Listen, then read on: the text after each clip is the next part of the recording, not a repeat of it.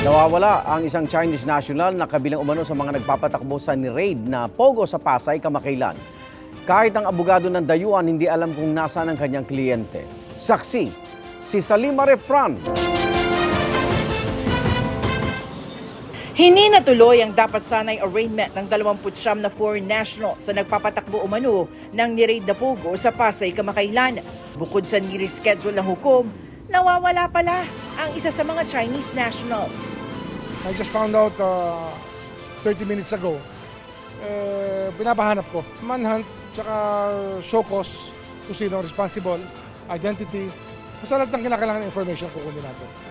Wala pang detalye si Remulla kung paano at kailan nawala ang Chinese national na nakadetine sa SKK building sa Pasay. Iniutos na ni Remulla ang investigasyon tungkol dito, pati na sino-sino ang mga dapat managot.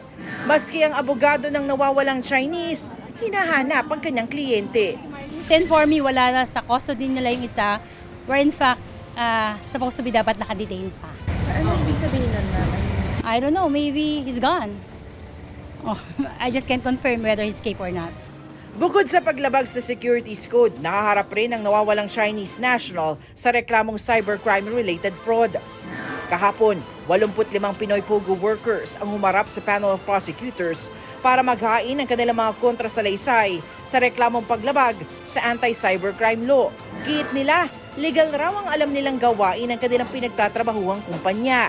Nakikipag-usap raw sila sa mga kliyente pero hindi raw sila nanghihingi ng pera. Submitted for resolution ng reklamo laban sa kanila. Para sa GMA Integrated News, Salima Refran, ang inyong saksi. Mga igan, samahan nyo kaming saksiyan ng mga balita. Mag-subscribe sa GMA Integrated News sa YouTube. Para sa mga kapuso abroad, samahan nyo kami sa GMA Pinoy TV at sa www.gmanews.tv.